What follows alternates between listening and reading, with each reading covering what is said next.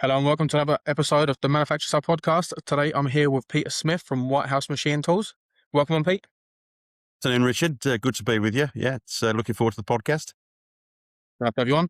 Other than obviously people have just heard saying White House Machine Tools, obviously the clue is in the name. What do White House Machine Tools do?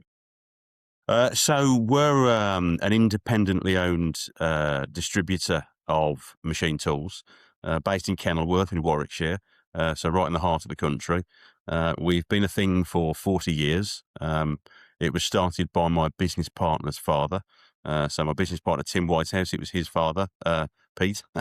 Seems to be a common name within Whitehouse Machine Tools. So yeah, we've been a thing for 40 years. And what do? We represent 5 main brands and an automation solution as well. Brother, most people will know from sewing machines and printers more often than not. Yeah, I was going to say there's quite a lot of. I mean, my mum's actually got a Brother sewing machine, and so I've used their handheld printers and stuff as well. So a very common name I already kind of know. Yeah, they're really diverse as a business. We've represented the machine tool division for 35 years in the UK. We've been their distributor. So we're one of 22 distributors around Europe. But yeah, we have a real proud relationship with them. They're based in Nagoya in Japan, pretty much where all the big machine tool manufacturers are based. And interestingly, you mentioned printers and sewing machines. They also make karaoke machines and all manner of things. But the industrial division represents about 17% of their business, industrial being machine tools. So that's something they're actively looking to grow. So we have a very proud relationship with a long-standing relationship with Brother. The same is also true of our next partner, which is Belia, who are a family-owned, this time, manufacturing business, where Brother is a big corporate based in Japan, as I mentioned. So Belia are a family-owned business, third generation of the family, based between Genoa and Turin in northern Italy. Incorporated in the mid-50s, and they focus on really complex bar turning machines is what they do. They also do chucking machines, multi-axis chucking machines. Their speciality is multi-spindle, multi-turret, clever parts handling, high volume, complex parts of the machines that they manufacture. We've represented them for, I think it's 33 years this year within the UK. So real quality brand, very close relationship with them. Yeah, they also have some growth plans. They're not the size of Brother. They produce maybe 500 to 600 machines a year for global supply. Conversely, going back to Brother, they're producing in the realms of 900 to 1,000 machines a month for global supply. So proud heritage with Belia. Yeah, I was going to add on there. So is it? What kind of chuck size do they kind of go up to? The collet size? Is it smaller machines, or do they got to kind of large machines? Yeah, they'll bar turn up to 100 mil diameter, and I've got quite a few of those in the fastener industry that are, I mean, it's a big lump of bar to handle, but up to 100 mil bar feeding capacity. Size, they're generally they go up to 15-inch chuck size machine is where they sit. And then if I just go back to bar, so they'll go up to a 100 size machine, but they start at 45, 51, 70 and 80. And that's on their, what they call quattro machines, or as we know them. So 2 spindles, 2 turrets, 2 Y-axis. That tends to be the range. And then on the chuckers, they've got up to the 100 mil bar capacity on there. And a real defining feature for those guys is power. When you look at the driven tooling, they're heavy duty. When you look at the spindle, they can do aluminium all day long, as most machines can, but most machines are not particularly good in tough materials. And Belias are out and out built for tough material machining.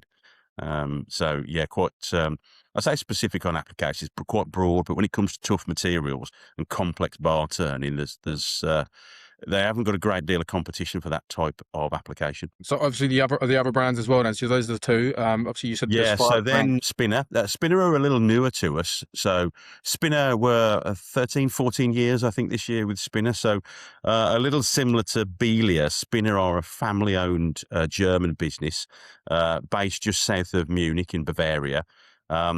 and again, family owned. They're second generation of the family. They have a much broader offering as a manufacturer. They have complex bar turning machines, like I've mentioned with Belia. They also have chucking machines and quite a broad range. They have a very, very broad range of machining centres, 3-axis and 5-axis machines with automation solutions. And they also do some super precision turning. And in fact, that's where Spinner originated from. They were developed as a business by the current director's father for super precision turning. So if we're getting into applications of grinding tolerances, but we want to turn, that's what you buy a spinner for. But the portfolio in the last 15, 20 years has broadened up a lot. So yeah, again, a very proud heritage with them. We've got a good installed base of spinners across the UK, heavier duty machines as well.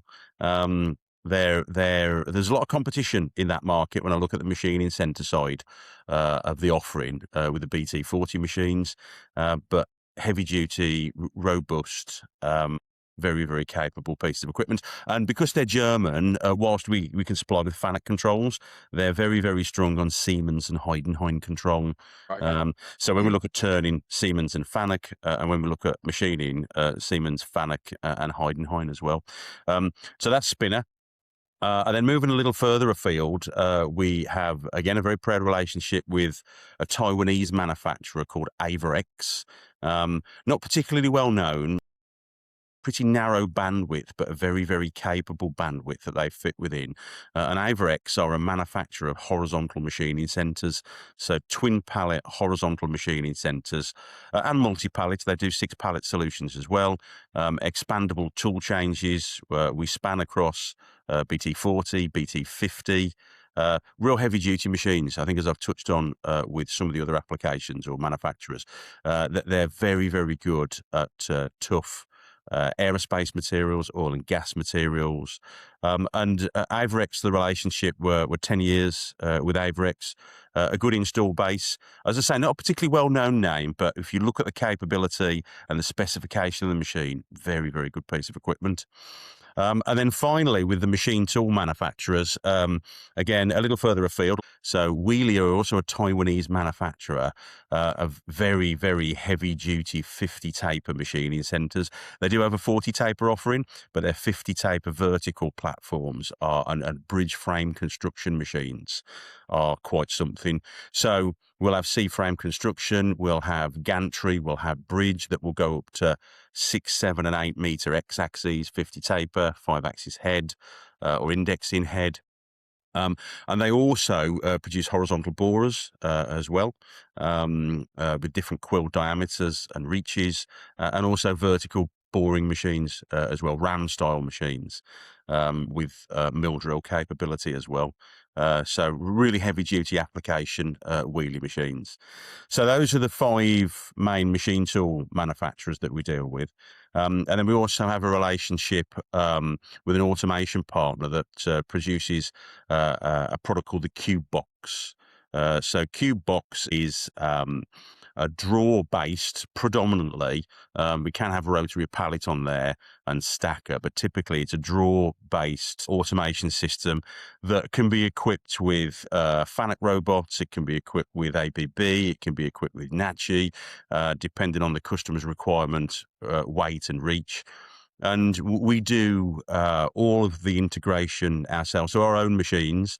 So if we sell a Brother or a Belia or a Spinner, Averex or Wheelie, wouldn't really happen on Averex, to be fair, because of the nature of machine. But we do all the integration ourselves here at Kenilworth. We've got our own integration team. So we look after all the automation prep of the machine, all the integration for the interfacing. And we see that growing as well. And we have a relationship with a partner, Brown and Holmes Automation. So when it's a non-White House machine tool, so the brands that I've mentioned, we will use an integration partner that will do the integration to the third-party machine. So we've recently done DMG Morris, we've done Mazax, we've recently done a Haas.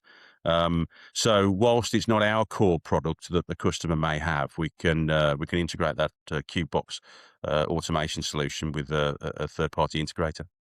So it keeps more things diverse as well, being able to go into more places, especially offering obviously the automation systems as well. Yeah, Or absolutely. Yeah. as you're saying, I see Atkinson Equipment as well on the hub. They've got a Q box system as well, haven't they? They have. So that was one of our own machines. Atkinson purchased a Brother U500, which is a 5-axis machining centre for manufacturer in-house of their own products. They're an existing Brother user. They decided to go 5-axis to consolidate operations, I think, as most people do, and obviously benefit from the speed of a Brother because they are untouchable, really, when it comes to performance and speed and reliability as well. And that's fully integrated, as you comment on, with a cube box system. So that's from memory, that's a cube box Blues DR is what it's classed as. I believe it's got a 12 kg robot on 5-drawer system, and each drawer is 800 by 600. So there's a lot of stock of raw material we can hold in there for unmanned running. And yeah, we did all that integration and prove out here at Kenilworth before it was delivered to the customer and then repeated for pass off there.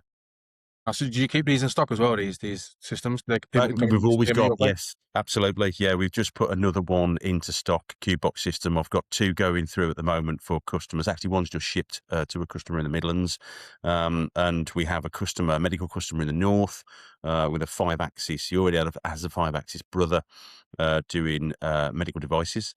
He's ordered another with an integration of a Qbox system for both machines, so the machine he has on site. So yes, we always keep availability of a cube box, and generally they're on pretty quick turnaround. We can normally get them in 8 to 10 weeks, maybe a little quicker depending on specification. So they're readily available. And as you touch on, there's a big opportunity for us in the broader market. With integrating automation systems onto assets that customers have already got, because I think that's one of the big pushes now is, so to speak, to sweat the asset that you've got. We see a lot of machines out there that are running single shift, and you could quite easily, get a double shift with an automation solution. So we have a lot of inquiries for that. I have to say, one of the conversations we do like to have with people is about buying the right piece of equipment for automation, because I do see some pieces of equipment out there that you think, well, I'm not entirely sure about the automation of it. It probably needs a bit more efficient machine tool. But it's certainly another string to our bow and brings opportunity.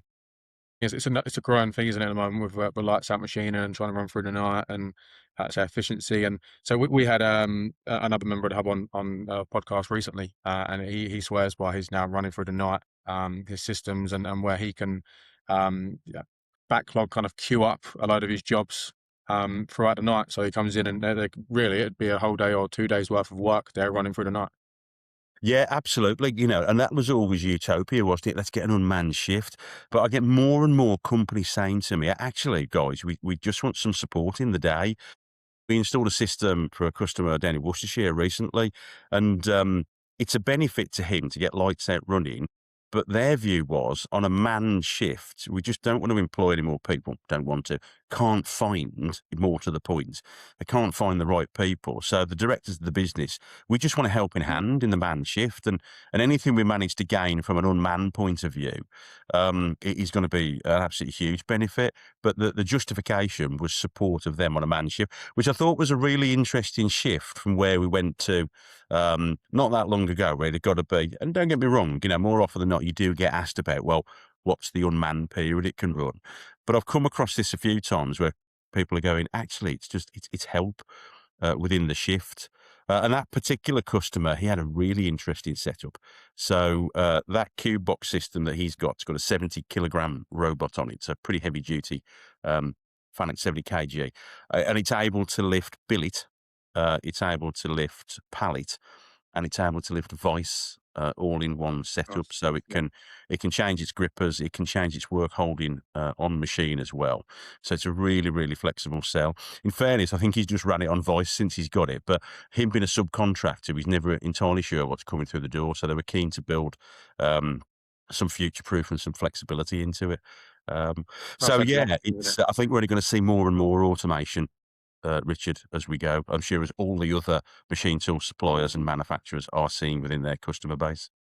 How do you find with the brands as well? Obviously, we spoke about brands and big names, and how do you find selling the brands that you sell compared to your Hassies, your DMG Moris, and your Hercos?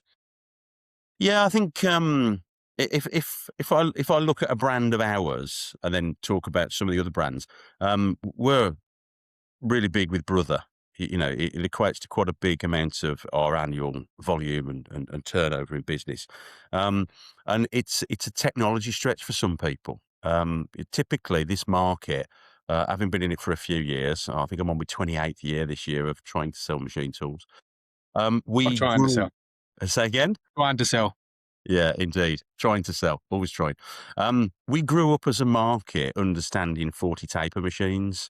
Um, so you tend to find because what you used to were creatures of habit. You know, I've always had a 40 taper machine. I'm going to buy another 40 taper machine because that's the technology that you know, and maybe there's a fear of the unknown. And also in this market, I think we're very brand orientated, like consistency, um, which I don't really get, and you don't see in a lot of other markets. You know, I'm fortunate enough to travel quite a bit, you know, and I go to some of the European markets, or most of the other European markets, and they tend to buy based on the right machine for the application. Yeah. We tend to buy based on, well, I've already got one of them, so I'm going to buy another one, which seems a bit counterproductive to me when I look at some applications. I was talking to a company not so long ago that had got, you mentioned a name, and I'm not being derogatory. I mean, they're really good machines, and for the right application, absolutely super. He got 26 Hass machines, done him an absolutely sterling job, got him to where he needs to be. And I'm looking at speed and efficiency and the type of work that he does. And the output of our little Brother machine, I will half the cycle time. It's a fact.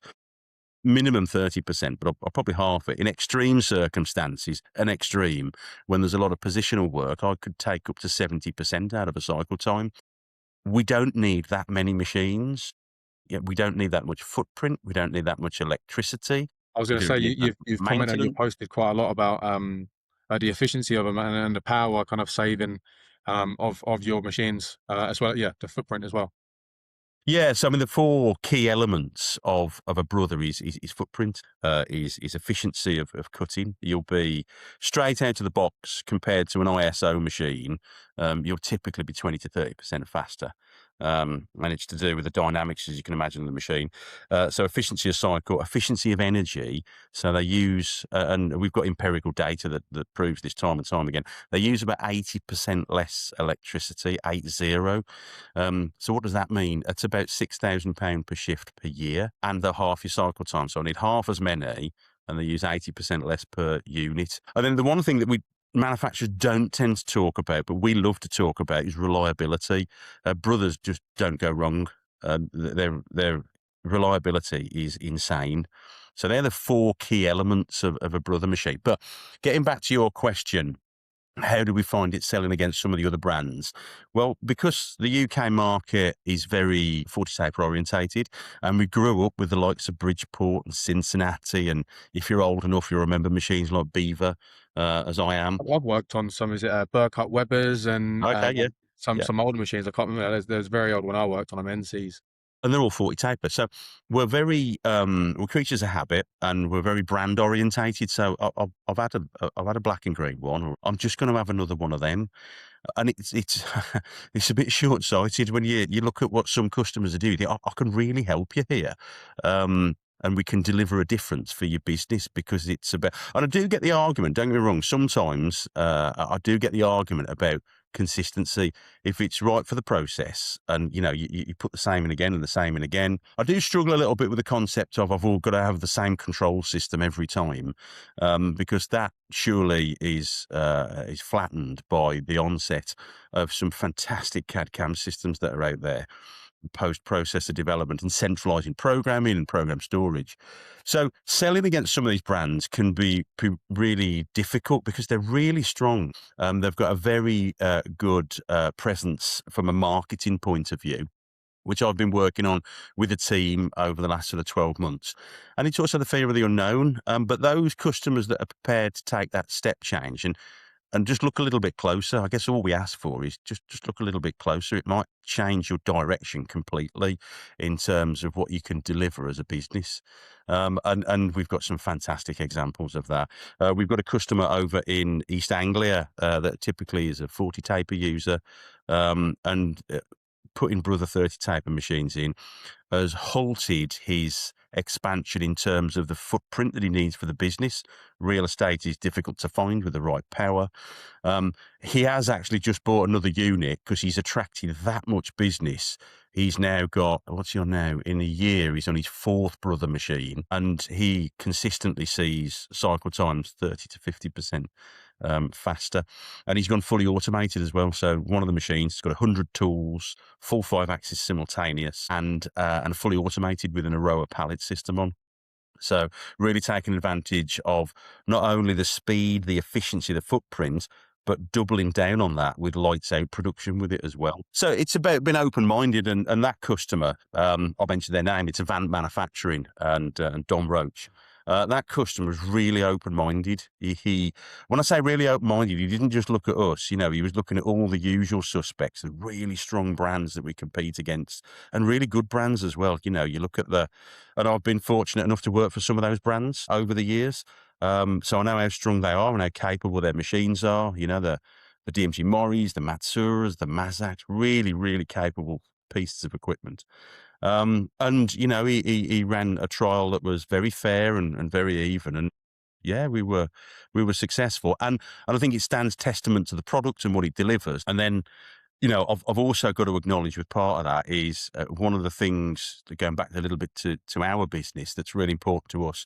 We've got these lovely brands and automation as well, is about the service support. That's and selling against some of the big brands. I get a lot of, well, they've got loads of them in the field. Yeah, we're an independently owned business. We don't want to sell hundreds of machines a year. That's not what we're about. Our dilution of quantity of applications people and service people to machines means I've got more engineers than any other machine tool manufacturer or supplier in the UK. Now, it doesn't mean physically I've got a greater number. It means the amount I sell every year by dilution and ratio, I have more. So we have 8 field service engineers of our own. And we have 4 applications engineers of our own. And, typically 24 to 48 hour turnaround. Worst case scenario is 48 hours. More often than not, you'll have someone next day. And just back to Avant and that customer in East Anglia, not only the performance of the machine tool has really helped him as a business and he's come back, but it's also been the performance of our service and applications department to support him on his transition from quite straightforward 3-axis machines to some pretty complex 5-axis machines. Yeah. So that's the other, key thing, I guess, that I need to touch on is that about us. Do you normally, so when you sell a machine, do you kind of sell it with some service days, or can they buy a package, or how does it work with the servicing? They just call From a you up when they service need you. point of view, sorry, Richard, say again. They just call you up when they need you, or obviously machines come with this package when they buy them. Yeah, but we don't do like gold, silver, and bronze. There's just White House machine tool service support, and we've got a dedicated engineer in the office whose incidence of identifying and rectifying issues over the phone is high, in the 70s of percentage. But then if we need to get an engineer out, that then goes to the coordinator, and she'll arrange for one of the team to get out. And as I say, worst case scenarios typically is 48 hours. Is what it is for engineer availability. So what comes with the machines? If a customer wants some maintenance training, we're not going to charge people for doing maintenance training. That's a benefit to them and to us. So that'd be part of it. And when I look at the programmer and operator training, there's as much of that as they need. And again, we can only do this because we sell about 40 machines a year, and I've got 8 service guys and 4 apps guys, and there's headroom in that. But we can offer those kind of things because I'm not trying to run around trying to install 300 machines a year. It's about delivering a service to the customer. So I think that's really important. The only area where we do look for some cost from a point of view of applications time, if we look at applications in the first instance, if a customer comes to us with a turnkey So if it's above and beyond the requirement for standard training, which in the first 12 months is as much as needed from a standard training point of view. But if we get into, I've got a specific part, Peter, we need to, a turn part, we're going to look at a belia, we're going to look at the work holding, the tooling, we're going to look at the process, and there's going to be something contractual in there, then we would look at some engineering time into many weeks then in terms of engineering time. So yeah, I mean, sure, we upfront engineer that and make a proposal to the customer. And with warranty, typically on the machines, 12-month warranty. Beyond that is chargeable from a warranty perspective. But as I say, availability of engineers is good. I hear some absolute horror stories out there, and I think it's unfortunate across the industry. We're all struggling to find service and applications engineers, is the reality. Um, but I hear some horror stories about availability of engineers. Um, so, to us, we've got a formula that works with the right quantity of engineers and the number of machines that we sell. It works, and we can give those kind of service supports to people. We're not a big corporate, it's we're an independently owned business. So I was going to say is obviously you said about the program and the support there, the training is so if one of your customers obviously bought a machine or they've got a machine in the past, can they come to you about say training for apprentices and training to learn the G&M codes and things like that? Yeah, yeah, absolutely, yeah. If it's just a bit of support here and there, just come and see us. If we've got to go on site and it's an extended period of time and the machine's been in for a long time, obviously, there may be some cost that's attached to that. But we get many customers email into the applications department. Can you help with this? Can you help with that? And they're an overhead in the business that's covered. So more than happy to help. With regards to training or giving a bit back to the industry, I guess I'd classify it as. We've got a close relationship with the Warwick Manufacturing Group, who are literally just down the road from us.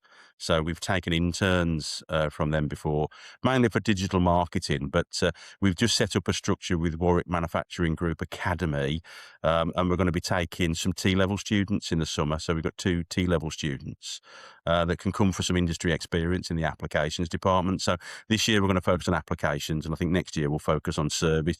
It's a bit trickier with service because generally there's a lot in the field they've got to go and do. Where with applications, I can have them based here and just down the road. Yeah, our customers are always more than welcome to contact us, and we're a member of a few associations as well. The most recent one we've joined is the BTMA, British Turn Parts Manufacturers Association, that we're proudly hosting next week. Their officers. And for association members, if we can support from an engineering point of view or a training point of view, it's sometimes difficult if they haven't got our machines. But yeah, there's a willingness to support. I think it's important we all give a little bit back to the industry, really. Exactly. If we can all kind of collaborate and work together, it's the benefit to more of us, isn't it? Um, so your machines as well. Obviously, they come as base machines. Can you support them with like bar feeders and other things like that?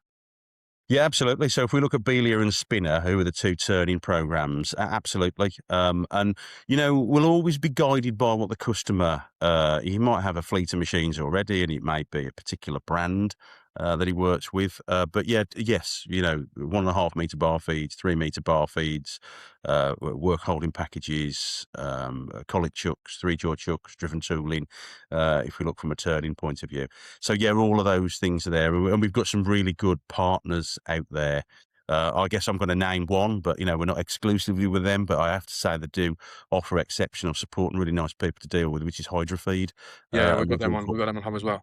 yeah, they're a really good outfit, Martin and Ashley. Known them for many, many years. And so, yeah, we're happy to support the customers. But equally, the customer might have a requirement that he's got another piece of equipment, and, that's the route that we've got to take it. Or, if he leaves it with us, we'll make a recommendation according to his application. And it's the same with fixturing as well. So when I look at prismatic machines, again, the customer can buy a straightforward machine with no tooling or no work holding, or equally, we can look at some work holding, and we do quite a lot of projects where we get involved with fixture manufacturers, and we've got again some really good local fixture manufacturers that we work with. The guys will get involved, and when I say the guys, our applications team will get involved with the design for process of fixtures with a type of machine, if it's going on a Brother or a spinner or an Avrex, or there's just different considerations that we've got to make. So I'm keen that the team get involved in the design so that, we get the right outcome for the customer. And that can be done either we can be contracted to do that, and it can be purchased with the machine as a package, which sometimes is easier from a funding point of view, or it can be done independently. If the customer wants to go and arrange his own work holding and fixturing, we're happy to get involved in that process as well. And sometimes that, from a cost point of view, that can be better for them if you're looking at some big expensive fixtures, because I don't have to handle it, but we're happy to get involved in the design element of it. So when it comes down to kind of the cost of your machines, how do they kind of lay in terms of costs against your big brands? Are they cheaper machines, or are they similar pricing? But say your brothers are more efficient, but they're similar price. How does it work? The Brothers are typically lower cost than a lot of the big brands. When I look at their 5-axis capability, if I take an example, a U500 5AX, 28 tools, full simultaneous 5-axis, you're less than 200,000. I mean, it depends on how we spec it, of course. If we've got automation prep and lots of other things to do, but I think we're more competitive. Again, I maybe should have touched on this earlier. A lot of people buy based on all the price of the machine. You're £5,000 more expensive than your competitor. Okay, great. I use £6,000 per shift per year less electricity, for an example, if I look at a Brother. So over 5 years, my machine's cheaper.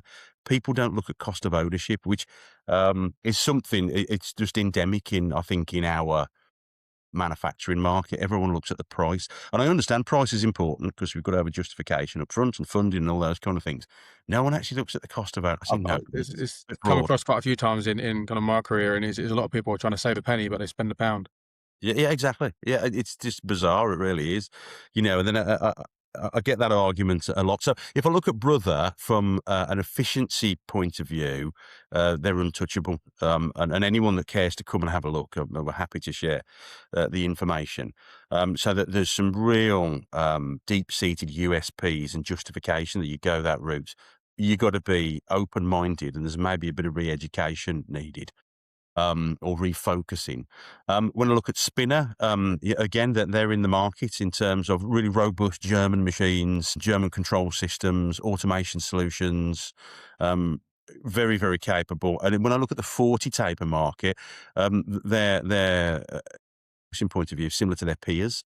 So if you were to look at any of the other big Japanese or German brands, or Japanese German brands, they're going to be in the same kind of parish, offering the same kind of performance, reliability, draw a line at service support, because we're a little bit different, I think. Yeah. We don't have to report to a board in Japan or Germany, or it's just myself and Tim Whitehouse. So we've got direction of the business, and I think that's really important. So, I'll draw a line of differentiation there. But when you look at cost and performance, a Spinner fits in a similar kind of area, and let's name some names, very capable pieces of equipment, Mazax and DMG Mori and Matsura. Really, really great pieces of equipment. But there's some differences there in terms of support, but we can offer the same kind of performance. And the same's true when I look at Belia. So I look at Belia from a turning platform point of view, really competent, really capable. And there's lots of manufacturers that have a Me Too machine. When I look at twin spindle, twin turret, Belia's got all the little subtleties that makes it really, really productive. Offset shift, second spindle, superimposition machining, 3 turrets, 3 y-axis, 2 turrets, 2 y-axis. So there's some real technical capabilities. And to name names, I mean, a Belia would go directly head-to-head with a Nakamura or a Miyano. Both very, very capable pieces of equipment, absolutely. And from a pricing point of view, they're at a similar kind of price point. Again, I draw the line maybe at some of the service support elements, because our business model and structure is different to what you would see with the big corporates. That's not what we are, and not what we're ever going to be either. And the same, I think, if we get into Avrex and we get into to Wheelie, when you look at their peers within the market that have got much better known names, they're probably similar, maybe a little bit less in terms of pricing, but they offer a similar kind of performance, reliability, capability, But again, back to the point of the service support that we offer, because of the type of business that we are. Um, but that service support at the back end is obviously very important, but we'll also do a lot more at the front end than most manufacturers. I'd say 80% of what we do goes through some form of applications justification. So there's a lot of pre-sales. I've one applications department, of which is 4 engineers, and they look after pre and post. So they have a lot more pre, because we don't win everything, and we don't want to win everything, because, it's, we couldn't support it all. And, the issues we've talked about with finding engineers and growing, I think we've got to be a manageable size. So they do a lot of pre-work, but that engineer will see it through from pre, through the sale and then into post. So he'll follow it right the way through the process. So there's lineage in the process, and he understands why decisions have been taken. And I see kind of more and more end users leaning on us for that, because I think there's less and less production engineering capability out there. I just think by dint of the failure of education over the last 20, 30 years, sadly, how old are you, Richard, dare I ask? I'm 33. 33. So, See, yeah. you are a rare, rare person at 33 with engineering experience. And that's the failure of the education system. So we get leaned on more and more these days for the pre-sales, which is really important, and something will probably grow in time, because more opportunities, we owe diligence to our customers to make sure that it's considered properly, and realistic feedback is given. It's this one I'm finding it. I think for the future, this is where automation's gonna grow, where they can't find the younger staff that are coming into these roles as well. Well, as I touched on about the guys down in Redditch earlier, that's exactly why they bought it. They were like, it doesn't need to run lights out, Pete. What I need, they've got a DMG Mori, nice little CMX-70U. We just want it to run in the daytime. Is what we want. As I said earlier, ironically, he's now running lights out shifts, as you would, wouldn't you? But that was the basis that it was bought on, because I've been able to find engineers and work ethic, I think, is one of the other things that I think we all seek. I think a lot of youngsters these days just wanna say, make money through social media or something like that, don't they? Rather than actually kinda get their hands dirty. Yeah, I see it with my own kids. I've got 3 lads, and they want it all straight away. Well, the elder 2 do. They want it. They want to be at the end immediately, and it just doesn't work like that. So, and I think, there's just a lack of reality out there about the due diligence you've got to put into having a career and building and developing and working, and that's where experience comes from. And sadly, our industry has just lost a lot of that over the last 20, 30 years. But I am heartened, and I'll touch on them again, when I go and look at the likes of Warwick Manufacturing Group Academy. They've got year 10, 11 GCSE students in, and there's benches and files and hacksaws and vices, and that's great. And manual machines and semi-CNC, and they've got a couple of CNC machines as well. Do you have some of yours in there, do you? Do Say again. you have some of your machines in there as well? You No, trying no, that's not what we do. They're CNC. They're quite basic machines, but that's what they need to be. Those young engineers don't need a highfalutin 5-axis machine more or more a prone for a crash up supercomputer. as well? Yeah, you've got to turn handles, haven't you? And then you've got to progress, and maybe it's a semi-CNC, and then maybe it's full CNC. So I'm heartened to see, when I went a few months ago to see the guys over there, Kip, that they're just benches, they're hacksawing, they're filing, they're looking at surface finishes, they've got set squares, they've got, it's an engineering environment, which is heartening. And while we're, keen to give back to and support those kind of things, and we're doing a bit of outreach with some schools as well. So the Warwick Manufacturing Group Academy is GCSEs and T levels as well. So we're taking a couple of the T level students in the summer, from an applications point of view. But I'm also doing some work with a local school with year 13 A level that have designed devices, safety devices is what one of the lads has designed. And we're going to CNC machine the parts for him. So I've got the applications team, nice little filling job for them.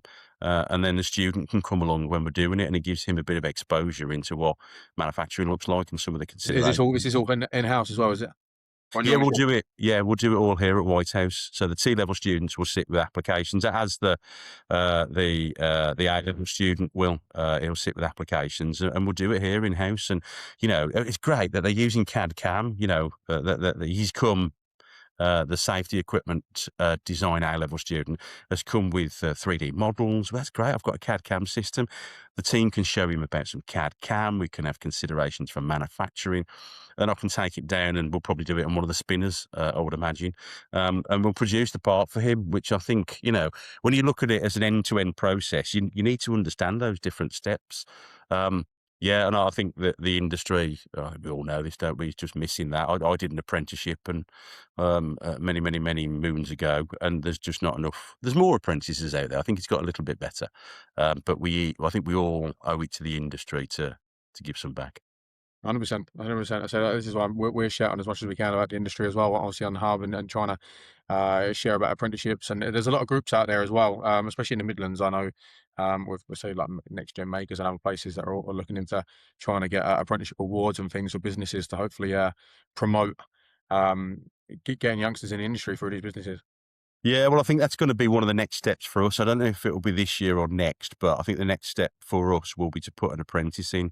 Um, it's always a bit trickier with service because of the mobile nature of the job.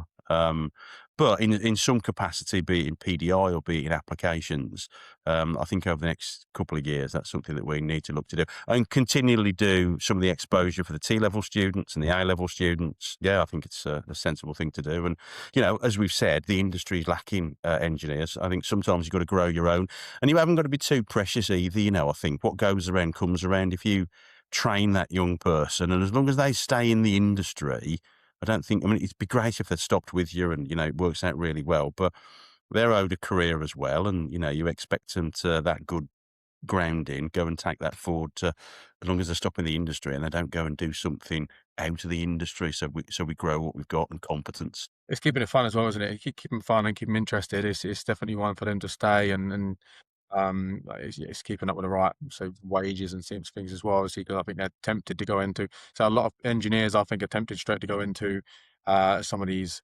warehouses like Amazon or places like that because they're paying a lot more money onto shifts and things like that rather than staying into kind of the manufacturing side. Yeah, I think we've got to open their eyes really about where some of the businesses you can get into, and hopefully with seeing the CAD CAM systems that we run and the machine tools that we use. And what I've always found interesting with it, even, from a young boy, my dad used to take him into his business when I was a kid, 10, 11 years old, and I'd be looking at engineered bits. Is the different parts that you look at. We get to look at some absolutely fantastic applications. Absolutely love it. And it's about, I think, triggering that, enabling that in people to keep it interesting for them. So what you touched on obviously about the students come and use your machines to machine parts in your showroom as well. So this is what some of your new customers can do. They can bring some parts and they can try themselves on your machines. Yeah, we do a lot of that. Typically, because I'll go back to a particular technology because of what we grew up with. When it's a BT40, so a spinner type machine, or a Belia turning machine, there's an acceptance because they're quite similar to some of their competitors. Fine, don't need to do it. When we look at a brother machine, but we will, if needs be, not a problem at all. We will do that. And some of our best orders have come from that, particularly when we look at brother machines and BBT30 taper machines. I get a lot of, that's rubbish. What you're telling me about how fast it is and how much energy it saves, that can't be right. That's sales rubbish, and it's not. We've got empirical data, but the best way for me to prove it is, well, give me your program, and particularly if it's ISO, because the brother runs on an ISO platform. Give me your program. I won't change any cutting data, feed the speed data, so it's a fair comparison. I won't repost it. I'll just put it in the machine. We'll have to change some M codes, obviously, for coolants and conveyors and all those kind of things.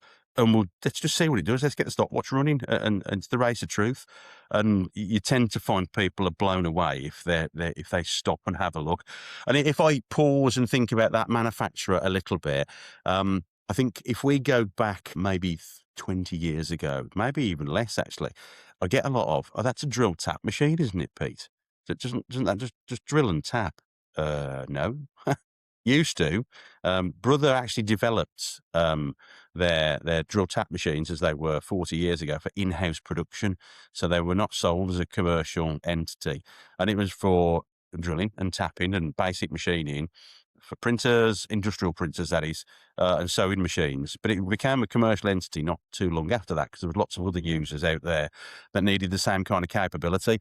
But in the last 10 years, 5 years even, the breadth of the range has grown exponentially. So there will always be BBT 30 machines, so face and taper contact.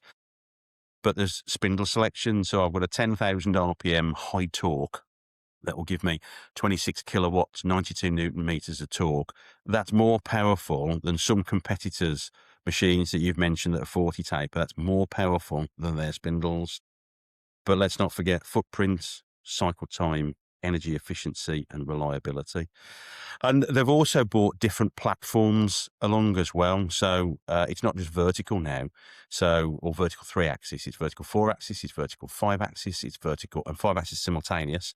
It's vertical twin pallet, it's vertical twin pallet 5-axis.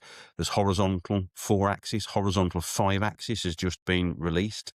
They'll stretch up to a meter now in terms of bed size when I look at vertical. 100 tool options, and that's going to expand as we go. There are automation options that are now there that Brother do themselves directly, aside from Cube Box that Brother do themselves. And that product lineup is going to expand as well.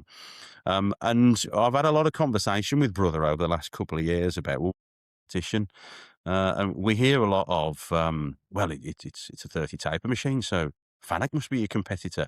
Well, they are, I suppose, in some sense, but Fanuc, absolutely super machines, really, really reliable, really capable piece of equipment, quite a narrow portfolio of products, very good at what it does, but very narrow. Brother have expanded the portfolio to compete toe to toe with all the different formats of a 40 taper machine. So actually our competitors really are 40 taper machines. Because we see, and I have no evidence to back this up, but there's a big percentage of the UK market that absorbs maybe 700 to 800 machines, machining centres a year that have bought the wrong machine. That they should have bought a 30 taper machine because they're so inefficient. And if you're not doing it, someone else will be, and that someone else might not be on these shores. They might be abroad. So Brother have taken the approach that, 30 taper, for sure, that's a competitor, but, there's a big percentage of the 40 taper market that there's a better solution for them out there. So back to your question about, do you do a lot of test cuts? Will you do that? Absolutely, we will. Absolutely. For those open-minded engineers that are not tied to, I've got to have another one of them because I've always had one of them, or it's always got to be that control, but are actually looking to deliver a difference in terms of, again, the 4 key things: footprint, cycle time, energy efficiency, and reliability. Get your programs to me. I'm more than happy, even if your project's a year away, 2 years away. I've got a facility here that's always got a product in, Belia, Spinner, Brother. But, if we talk about Brother, there's always 3-axis, there's always 5-axis. We're really happy to run and just highlight, and it might not be for them. They might decide, well, actually, that's not for us. What we ask for is people to be open-minded and take a different view, or at least have a look at a different view. Because the old adage is true: if you always do what you've always done, you'll always get what you've always got. And the problem we have in this market, and why we're not as competitive, is because we keep doing what we've always done, and we've got to do something different. And that something different is called Brother. So, but it's not for everyone. It won't cover every application. It's why we've got 40 taper programs and 50 taper programs with Spinner. And with Wheelie, there comes a point when you go, well, actually, that's not for a Brother, and we need to look at one of the other principles, so we can offer that. And again, the same service is available there if we need to do test cuts, engineering studies. Come and talk to us. We're really open. We've got a really young team, a really hungry team that are keen to demonstrate and show. I'm doing an exercise for a customer soon where he's gone, well, it's not just cycle time. I want to understand the energy efficiency. So we're running his part off his Japanese 5-axis machine, another Japanese 5-axis machine, 40 taper. So we're running his part. So we're going to look at cycle time, and I've put the energy monitor on it as well. So we're checking all 3 phases, and we're checking air consumption as well. because what a lot of people get lost in is the amount of air consumption a lot of these machine tools have got. Because air, like I've got no facts to prove this, but it's probably more expensive than gold to produce or to handle. Working in the automation sector as well, I see this with so on pneumatics and on the systems that they're building. Air consumption is a big one, and some customers are looking for that. They are looking for So as reduced air. part of that monitoring, and we can do it on any of the machines, but this just happens to be on a Brother, we're doing cycle time, and we're doing energy consumption. And where I'd like to get to in time is to be able to explain to people cost per part, because I think that's where real justification comes from. It's not just about cycle time. That's important, cycle time and productivity. But how much is the material? How much do the cutting tools cost? Air is probably the biggest culprit in terms of inefficiency because of how expensive it is to produce. So as part of this system we've got, it's all three phases. It's air monitoring. And why are we doing this? It's because we get a lot of, that's not right. You can't do that. But it does. So the only way I can prove it is go, well, we'll do it then. And Yeah, that's not going to lie. That's reality. give the Um, numbers. exactly that. So we're really pleased to do that. And again, across all of the platforms, really, I think it's an important thing to be doing. So I was going to add on there as well is so with these obviously companies want to buy your machines. Do they normally come in with the money already? Can you help them with the financing of the machines? Have you got some partners? Yeah, it's a real mix, From a customer point of view, we deal, I guess, like most of our peers in the market, we deal with big blue chips that pay terms for everything. But equally we deal with startups as well, which is going to be more geared towards funding. Absolutely, we have three.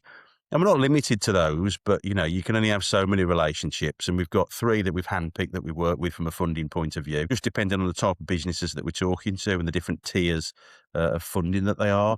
So yeah, I mean, absolutely, we can look at that in terms of what I would do is I'll pass it on to the finance partner, and they can look at the customer's accounts, look at the value of the asset. Um, and where needs be, we can apply some support to that with VAT deferrals and support on that front. Particularly important, I think, we've done a number of new starts recently, and that's been really, really important to them. So, yeah, we can. So on across the brands, is there kind of an average kind of time of when they can get a machine delivered if they order one? Right. So there's a spread, and I'll probably better to run through it by brand. If we look at Brother to start off with, we've always got a stock here, and Brother, whilst they're Japanese, have got a stock of typically 100 machines in Europe that I have access to, or I can order on the plant. In Japan. So, depending on what you pick, normally it's going to be limited by the local supply equipment. So if we've got to have a swarf management system that's made locally, that's normally on a 6 to 8 week lead time. So normally with a Brother, 6 to 8 weeks. I had a customer just before Christmas, though, not too far from where I live. I'll give them a shout out because they're a really nice young company called XY Engineering. They're a fixture manufacturer in Stourport-on-Severn, really switched on. Family business. He bought the machine the week before it was delivered, and he got it cutting the day we installed it. We turned up at 9 o'clock. It was installed by 3, and it was cutting by 4. And he elected to have the management system delivered a little after, so towards the end of this month, actually, the management system is going on. So Brother, 6 to 8 weeks. It can be quicker sometimes. Spinner, we hold a stock of, so depending on the model, I can turn those around pretty quickly. Again, it depends on the model. But even if I've got to go to the manufacturing plant just south of Munich, 8 to 12 weeks, depending on the model. Sometimes there'll be a machine that's in a tech center somewhere or on the production line that we can get. But if we worked on 8 to 12 weeks, that's probably realistic. Belia is similar. I've always got a stock of, again, depending on model, I've got an 80 mil bar capacity twin spindle, twin turret, and a Y-axis chucking machine in the showroom at the moment.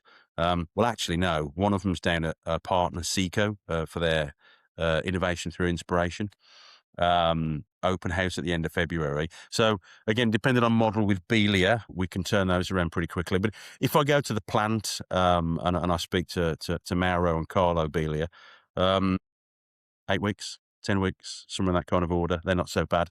The longer lead times tend to be Averex and Wheelie. They tend to be bigger investments because of the size of the machine.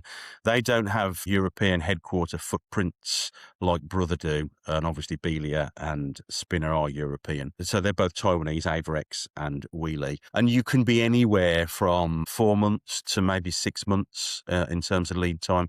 And again, it really depends on the model. And I think we've all been caught by shipping. Shipping's just got extended since COVID. I think there are less stops and there's more there's more stops and there's more to pick up as well with longer routes. So that makes that a little bit of a challenge. As I said earlier, Brother are a little bit inert from that because they've got a technical centre in Frankfurt, but they also store a big stock of machines in Rotterdam.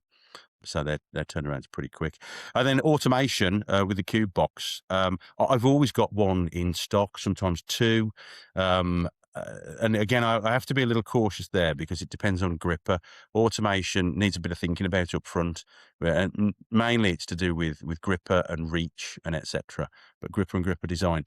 So they're kind of similar to the Brother. Whilst I've got one here, by the time I've got grippers designed, etc., you're probably 6 to 8 weeks, somewhere in that kind of order. If I've got to order one on the plant, it's a similar kind of time frame.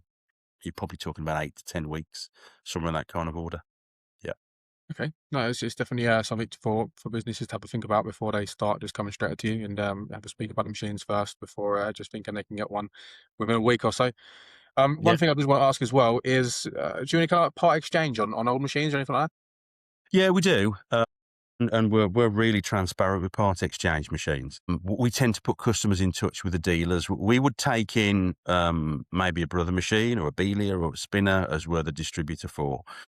But any other brands, we will go directly to a couple of dealers that we use, and it really depends on the brands as to where we go from a dealer point of view. But yes, we'll take them as Part X, and then it's the customer's choice whether they receive the money from the dealer directly, or whether they want it to come to us and they use it. I've had customers use it as deposit on machine or to pay part of a balance off.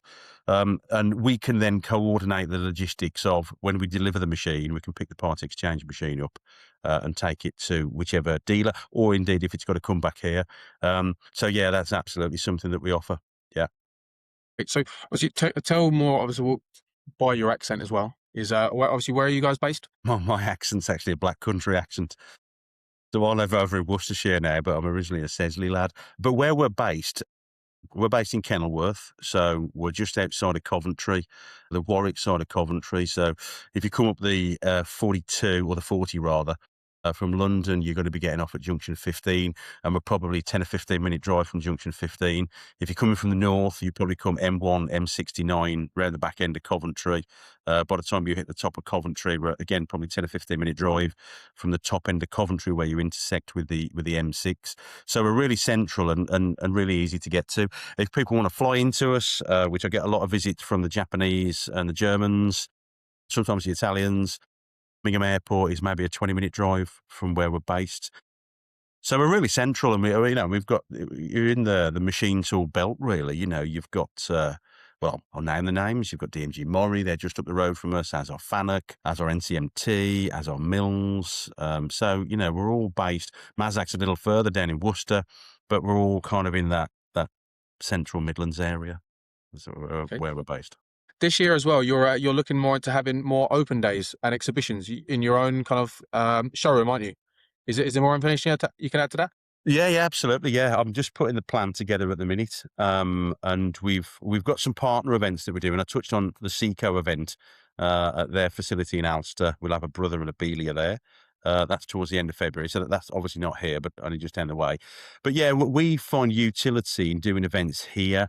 When I look at the cost of some of the events to go to, we'd have to end up putting the prices of the machine up to cover the events, as good as some of those events are.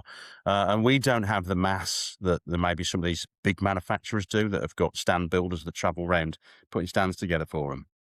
So we've elected to do events here at our facility in Kenilworth with partners. So we've done a couple recently with Tungloy, a really good cutting tool partner of ours, where we've got all the brands running, Belia and Spinner and Brother, with something going on everywhere. And we tend to focus really on the cutting rather than the machine tool. I think that's what engineers really want to see. That's the manufacturing requirement is what can it do with the cutting tool technology. So we're going to be doing some more of that with Tungaloy. We're going to be doing an automation event as well. So I've got an ABB flex loader Feedio system in soon for a customer over the water in Ireland. We can see it's a vision system. Well, obviously, we've got CubeBox. That's going to be in. We've got another partner with Cobots that we're going to be working with. So we're going to do that in the spring. We've got a back end of the year event planned.